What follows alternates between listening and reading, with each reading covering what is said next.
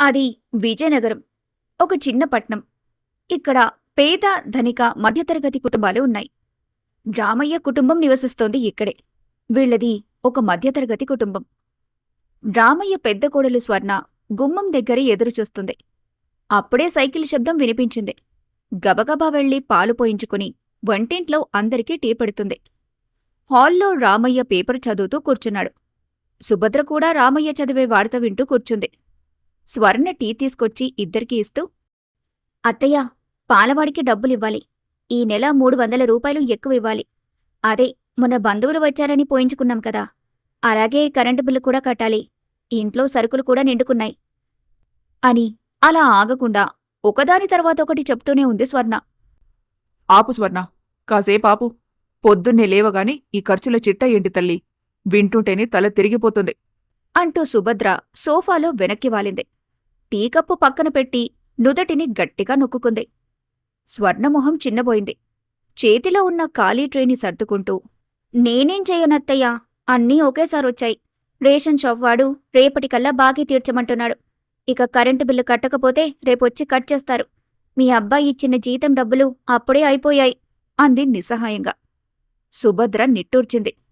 అప్పుడే అయిపోవడమేంటి స్వర్ణ? ఈ మధ్య కదా ఇచ్చాడు. అయినా బంధువులొచ్చినప్పుడు అంత హడావిడవసరమా?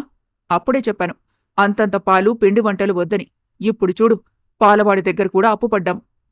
స్వర్ణ మెల్లగా, వచ్చిన వాళ్లకి మర్యాద చేయకపోతే మీరే కదా అత్తయ్య తక్కువ చేసి మాట్లాడతారు. అప్పుడు వాళ్లు వెళ్ళాక మంచినీళ్ళైనా అడగలేదని నన్నే కదా అంటారు. సుభద్రకి ఏం చెప్పాలో అర్థం కాలేదు. స్వర్ణ అన్నది నిజమే. మధ్యతరగతి ఇంట్లో మర్యాదలు బాగుండాలి, కాని బడ్జెట్ మాత్రం పెరగకూడదు. అది అసాధ్యమని ఆమెకు తెలుసు. సరేలే, ఇప్పుడు వాదించి ఏం లాభం లేదు అని గంభీరంగా అంటుంది. రామయ్య పేపర్ పక్కన పెట్టి గంభీరంగా గొంతు సవరించుకున్నారు. అప్పటివరకు జరుగుతున్న అత్తకోడళ్ల సంభాషణను నిశితంగా గమనిస్తున్న ఆయన స్వర్ణవైపు జాలిగా, సుభద్రవైపు కాస్త నిలదీస్తున్నట్టుగా చూశారు. చూడు సుభద్ర, కోడలు చెప్పేది నిజమే కదా. ఇంట్లో ఖర్చులు ఆకాశాన్నంటుతుంటే తను మాత్రం ఏం చేస్తుంది? తను అప్పులు చేయట్లేదు, ఉన్నదాంట్లోనే పొదుపుగా సంసారాన్ని లాక్కురావాలని చూస్తోంది. బంధువులు వచ్చినప్పుడు మర్యాదలు చేయమన్నది నువ్వే, ఇప్పుడు లెక్కలడుగుతుంది నువ్వే. ఇదెంతవరకు న్యాయం? అన్నారు రామయ్య. సుభద్ర నీళ్లు నములుతూ, నేను కాదన్నానా అండి, కాని పొద్దున్నే టీ ఇచ్చేటప్పుడు ఇలా ఒకటే బాదుడు బాదితే ఎవరికైనా చిరాకు రాదా? అంది. రామయ్య చిన్నగా నవ్వి, బాధుడు కాదు సుభద్ర, అది బాధ్యత. ఆ పిల్ల తన పుట్టింటి లెక్కలు చెప్పట్లేదు, మన ఇంటి బతుకు భారమే చెబుతోంది. అయినా ఆ పాలవాడికి 300 ఎక్స్ట్రా అయిందంటే అది తన తప్పు కాదు, ఇంటికి వచ్చిన చుట్టాలది. ఒకరిని పిలిచి మర్యాద చేయాలనుకున్నప్పుడు దానికయ్యే ఖర్చులు కూడా భరించి ఓపికండాలి. ఆయన స్వర్ణవైపు తిరిగి, స్వర్ణమ్మ, నువ్వు కంగారు పడకు తల్లి. ఆ పాలవాడికి, కిరాణా షాప్ వాడికి ఎంతివ్వాలో ఆ లిస్టులా ఇవ్వు. నా పెన్షన్ డబ్బులు ఇప్పుడే పడ్డాయి, నేను వెళ్ళి కట్టేసొస్తాను. రేపటి నుంచి ఖర్చుల విషయంలో నువ్వెవ్వరికీ భయపడాల్సిన అవసరం లేదు. ఏమున్నా నాతో చెప్పు అని ధైర్యం చెప్పారు. మళ్లీ సుభద్రవైపు చూస్తూ, సుభద్ర, రేపటి నుంచి ఖర్చుల గోల నీకు వినపడకూడదంటే కోడలికి బడ్జెట్ ఎలా ప్లాన్ చేయాలో నేర్పించు. అంతేకాని తల పట్టుకుని కూర్చుంటే సమస్యలు తీరవు. మన మధ్యతరగతి బతుకుల్లో లెక్కలు తేలవు, అలాగని మర్యాదలు ఆగవు. ఆ రెండింటిని సర్దుకుపోవడమే సంసారం అంటూ తిరిగి పేపర్ని చేతిలోకి తీసుకున్నారు. రామయ్య మాటలకు స్వర్ణ మనసు తేలికపడింది. తను పడుతున్న కష్టాన్ని అర్థం చేసుకునే మనిషి ఇంట్లో ఉన్నాడన్న ధైర్యం ఆమె కళ్లల్లో కనిపించింది. సుభద్ర మాత్రం మౌనంగా టీ తాగుతూ ఆలోచనలో పడింది. బయట సూర్యుడు మెల్లగా ఉదయిస్తున్నాడు. ఇంట్లో మాత్రం మరో సాధారణ మధ్యతరగతి రోజు మొదలైంది. ఆ ఉదయం పాల బిల్లు, కరెంటు బిల్లులతో మొదలైంది. ప్రతి మధ్యతరగతి ఇంట్లో కూడా ఇలాగే మొదలవుతుంది. ఇంట్లో ఎన్ని సమస్యలున్నా చిన్న కొడుకు వంశీకి తన భార్య ప్రియకు మాత్రం అవి చెవికి వినపడవు. బారెడు పొద్దెక్కేదాకా పడుకొని రోజూ ఆఫీస్ టైం అవుతుందని పరుగులు తీస్తారు. 8ంటికి లేచి స్నానం చేసి చిన్న కోడలు ప్రియ కొత్త చీర కట్టుకుని అందంగా రెడీ అవుతుంది. అప్పుడే అక్కడికి సుభద్ర వచ్చింది. ప్రియ అద్దం ముందు నిలబడి వంశీ కొనిచ్చిన ఆ కొత్త పట్టు చీరను సర్దుకుంటూ మురిసిపోతుంది. మెడలో నగలు సర్దుకుంటూ, పెదవులకు రంగద్దుకుంటూ అందాన్ని చూసి తనే మురిసిపోతున్న టైంలో అక్కడికి సుభద్ర భారమైన అడుగులతో గది గుమ్మంలోకొచ్చి ఆగింది. ప్రియ అద్దంలోనే అత్తగారిని చూసి, చూసారా అత్తయ్య, ఈ రంగు నాకెంత బాగా సెట్ అయిందో. ఇవాళ ఆఫీస్లో ఒక ఫంక్షన్ ఉంది, అందుకే ఇలా రెడీ అయ్యాను. మీ అబ్బాయి సెలక్షన్ అంటే మామూలుగా ఉండదు. అంది గర్వంగా. సుభద్ర లోపలికొచ్చి మంచం మీద కూర్చుంది. ప్రియవైపు చూస్తూ ఒక నిట్టూర్పు విడిచి, చూడ్డానికి మహాలక్ష్మిలా ఉన్నావు ప్రియా. కాని మహాలక్ష్మంటే కేవలం అందంగా కనిపించడం మాత్రమే కాదు, ఇల్లు నిలబెట్టడం కూడా. అంది నెమ్మదిగా. ప్రియ చేతిలోని లిప్స్టిక్ పక్కన పెట్టి విసుగ్గా వెనక్కి తిరిగింది. మళ్ళీ మొదలు పెట్టారా అత్తయ్య? నేను వర్కింగ్ ఉమెన్ అని మీకెన్నిసార్లు చెప్పాలి? నాకు ఇంటి చాకరీ చేసే ఓపికండదు. నువ్వాఫీస్కి వెళ్ళొద్దని ఎవరూ అనట్లేదు తల్లి. కాని ఒక్కటి ఆలోచించు. నువ్వు కట్టుకున్న ఈ చీర వెల 5,000 ఉండొచ్చు. కాని అదే 5,000తో ఈ ఇంట్లో నెల రోజులకు సరిపడా సరుకులొస్తాయి. నీకు ఇది ఒక పూట అందం, కాని ఈ ఇంటికి అది నెల రోజుల ఆకలి. అత్తయ్య, అక్క ఇంట్లోనే ఉంటుంది కాబట్టి ఆమె ఎలా ఉన్నా ఏమీ కాదు. కానీ నేను 10 మందిలో తిరిగేదాన్ని. ఈ మాత్రం ఉండకపోతే నాకు రెస్పెక్ట్ ఉండదు. స్వర్ణ పనిమనిషి కాదు ప్రియా. తను చదువుకుంది. తనకి నీలాగే అందంగా రెడీ అవ్వాలని ఉంటుంది. కాని తను తన సరదాలని చంపుకొని ఈ ఇంటి గౌరవాన్ని మోస్తుంది. ఇవన్నీ నీ కంటికి కనిపించడం లేదా? లేక నీ కొత్త చీర మెరుపులో మా కష్టాలు మసకబారిపోయాయా? ప్రియ ముఖం కొంచెం వాడిపోయింది. కాని మొండితనం పోలేదు. అత్తయ్య, ప్రతిదానికి నా జీతాన్ని నా చీరలని ఎందుకు లాగుతారు? అయినా నేనేమీ ఇంట్లో ఊరికే కూర్చొని తినటం లేదు. స్వర్ణక్కంటే ఈ ఇంట్లో ఖాళీగానే ఉంది కాబట్టి ఆమె కలవాటు. పైగా ఈ ఇంటి పెద్ద కోడలు, తప్పదు కూడా. అయినా ఇవన్నీ మీరు వంశీని అడగండి. తను కదా ఇవన్నీ కొనిస్తోంది అంది. అదే నా బాధ ప్రియా. వంశీని నువ్వు మార్చాలి. వాడు బాధ్యత లేకుండా ప్రవర్తిస్తుంటే భార్యగా నువ్వు వాడికి దారి చూపాలి. కాని నువ్వు కూడా వాడితో కలిసి గాల్లో తేలిపోతున్నావు. చూడు ప్రియా, ఇప్పుడంటే ఇంటి బాధ్యతంతా స్వర్ణ చూసుకుంటుంది. తను ఓర్చుకుంటోంది కాబట్టి నీకిక్కడ ఏ లోటు తెలియటం లేదు. పొద్దున్నే లేవగానే నీ చేతికి కాఫీ వస్తుంది. ఆఫీస్కి వెళ్లేటప్పుడు నీ క్యారియర్ సిద్ధంగా ఉంటుంది. నువ్వొచ్చి పడుకోవడానికి నీ గది సర్దిపెట్టుంటుంది. ఇవన్నీ నీకు ఉచితంగా దొరుకుతున్న సౌకర్యాలనుకుంటున్నావేమో. కాని వీటన్నింటి వెనుక మీ తోటి కోడలు నిరంతర శ్రమ ఉంది.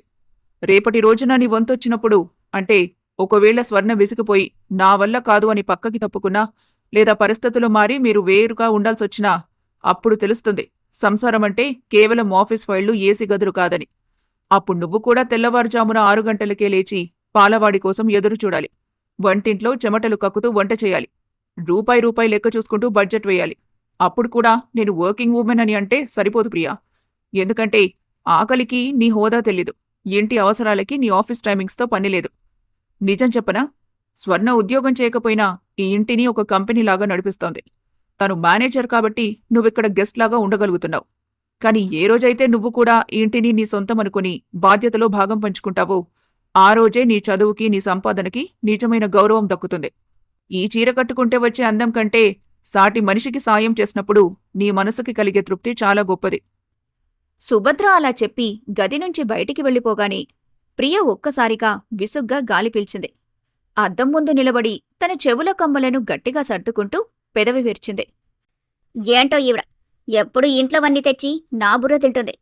పొద్దున్నే లేస్తే చాలు అందరికీ నా జీతం మీదే కన్ను, నా చీరల మీదే ఏడుపు. అక్క ఇల్లు చూసుకుంటే దానికి నేనేం చేయాలి? నేనేమన్నా ఉద్యోగం వదిలేసి ఇంట్లో కూర్చోమన్నానా? నా కష్టంతో నేను కొనుక్కుంటే వీళ్ళందరికీ ఎందుకంత కుళ్ళు అని మనసులోనే గొణుక్కుంటుంది. ప్రియ విసుగ్గా బ్యాగ్ తగిలించుకుని హాల్లోకొచ్చింది. అక్కడ వంశీ సోఫాలో కూర్చుని ఫోన్ చూసుకుంటున్నాడు. ప్రియ గబగబా వంశీ దగ్గరికి వెళ్ళి, పద వంశీ, ఆఫీస్కి టైం అవుతుంది. ఇక్కడ ఒక్క నిమిషం ఉన్నా నా బుర్ర పాడైపోయేలా ఉంది. పొద్దున్నే మీ అమ్మొచ్చి నాకు పెద్ద లెక్చర్ ఇచ్చింది. మనం సంపాదిస్తూ కూడా ఈ ఇంట్లో మాటలు పడాలా అంది చిరాగ్గా. వంశీ ఫోన్ పక్కన పెట్టి, ఏమందమ్మా? అని అడిగాడు. ఏముంది, మీ వదిన ఇల్లు నడుపుతోంది కాబట్టి నేను మహారాణిలా ఉన్నానంట. రేపు నా వంతొచ్చినప్పుడు నాకే తెలుస్తుందంట. అసలు ఈ ఇంట్లో ఉంటే నా ప్రశాంతత పోతుంది. మన ఫ్రెండ్స్ అందరూ పెళ్ళయ్యాక హ్యాపీగా సపరేట్గా ఉంటున్నారు.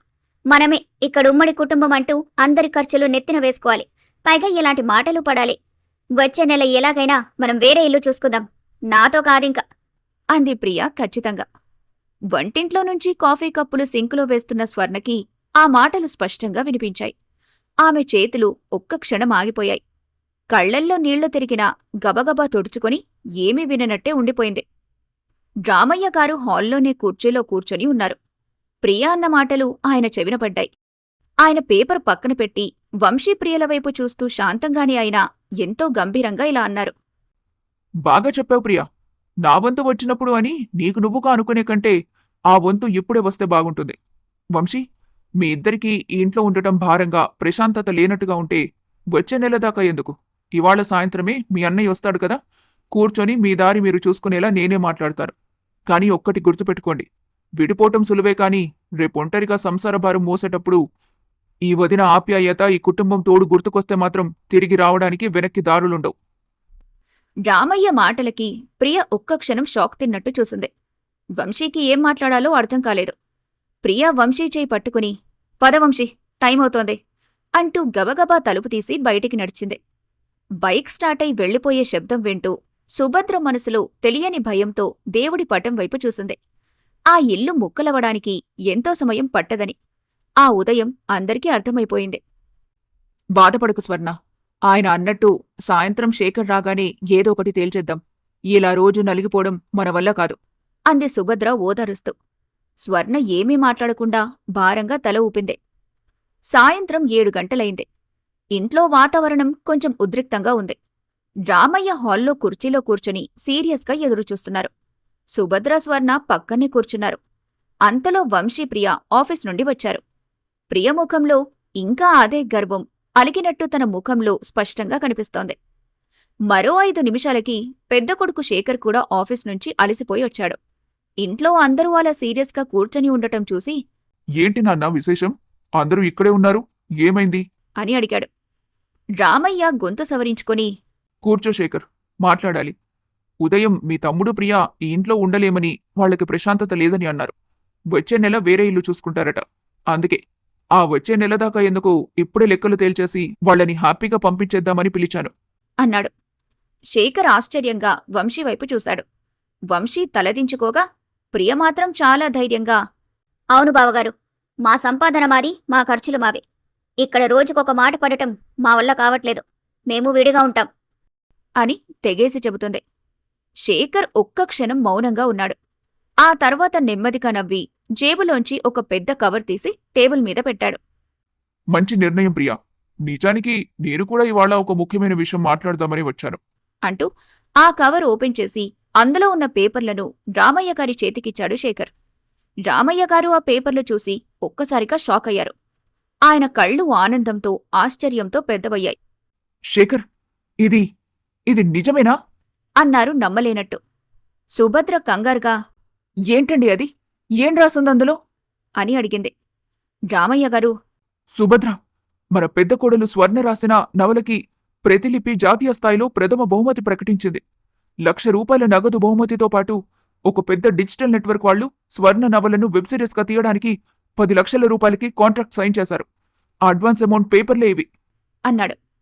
హాల్లో ఉన్నవాళ్లందరూ ఒక్కసారిగా నోళ్లు వెళ్లబెట్టారు. ప్రియ నమ్మలేనట్టు స్వర్ణవైపు చూసింది. వంటింట్లో గరిటె పట్టుకుని ఉండే అక్క, మొబైల్లో ఏదో రాసుకునే అక్క, ఇంత పెద్ద రైటరా? 10 లక్షల కాంట్రాక్టా? శేఖర్ నవ్వుతూ వంశీ, ప్రియల వైపు తిరిగాడు. ప్రియా, నువ్వు వర్కింగ్ ఉమెన్ అని, కేవలం నువ్వు మాత్రమే సంపాదిస్తున్నావని చాలా గర్వపడ్డావు కదా. కానీ మీ అక్క డిగ్రీ పూర్తి చేసి ఇంటి బాధ్యతల కోసం ఉద్యోగానికి వెళ్లకుండా రాత్రుళ్ళు మీరందరూ పడుకున్నాక 1 గంట వరకు మేల్కొని మొబైల్లోనే కథలు రాసేది. తన సంపాదన డిజిటల్ రూపంలో అకౌంట్లోకి వస్తున్నా ఎప్పుడూ ఏ రోజు గర్వపడలేదు. ఇవాళ ఉదయం నాన్న డబ్బులిచ్చారు కదా, నిజానికి ఆ డబ్బులు నాన్న పెన్షన్వి కావు. స్వర్ణకి ప్రతి నెల వచ్చే రాయల్టీ డబ్బుల నుంచి నాన్న మందుల కోసం, అత్యవసర ఖర్చుల కోసం నాన్న అకౌంట్లో దాచిన డబ్బులవి. అంటే నువ్వు తక్కువ చేసి మాట్లాడిన నీ తోటి కోడలు డబ్బులతోనే ఇవాళ ఇంట్లో ఖర్చులకు ఆసరా అయ్యాయి అన్నాడు శేఖర్ శంఖారావం పూరించినట్టు. వంశీ తల ఎత్తుకోలేకపోయాడు. ప్రియముఖం అపరాధభావంతో, అవమానంతో పూర్తిగా నల్లబడిపోయింది. తన 5,000 చీర చూసుకుని విర్రవీగితే తోటికోడలు 10 లక్షల విలువైన ప్రతిభను దాచుకుని ఎంత ఒదిగుందో అర్థమయ్యాక ఆమెకు భూమి కుంగిపోయినట్లు అనిపించింది. స్వర్ణ మెల్లగా లేచి ప్రియ దగ్గరికొచ్చింది. ప్రియ చేతులు పట్టుకుని, ప్రియా, నువ్వు వేరే ఇల్లు చూసుకోవాల్సిన అవసరం లేదు. ఈ 10 లక్షలతో మనకున్న అప్పులన్నీ తీరిపోతాయి. రేపటి నుంచి నీకు వంట మనిషిని కూడా పెడతాను. నువ్వు హ్యాపీగా ఉద్యోగం చేసుకో. ఇల్లు విడిచిపోవద్దు అంది ఎంతో లాలనగా. స్వర్ణలోని ఆ సంస్కారానికి, పెద్ద మనసుకు ప్రియ కళ్లల్లో నీళ్లు తిరిగాయి. ఇందాక మెరిసిన ఆ చీర స్వర్ణ వ్యక్తిత్వం ముందు వెలవెలబోయినట్టు కనిపించింది. ప్రియ మోకాళ్ల మీద కూర్చొని స్వర్ణను గట్టిగా హగ్ చేసుకుని ఏడ్చేసింది. నన్ను క్షమించక్క. చదువు, సంపాదన ఉంటే సరిపోదు, సంస్కారం ఉండాలని ఇవాళ నాకు తెలిసొచ్చింది. నేను ఇల్లు వదిలి ఎక్కడికి వెళ్ళను. అంది ప్రియ ఏడుస్తూ. రామయ్య గారు డైరీ పక్కన పెట్టి ఆనందంగా నవ్వారు. లెక్కలు తేల్చాలనుకున్న ఇంట్లో ప్రేమానురాగాల బంధం గెలిచింది. ఆ ఉమ్మడి కుటుంబం మళ్లీ ఒక్కటైంది.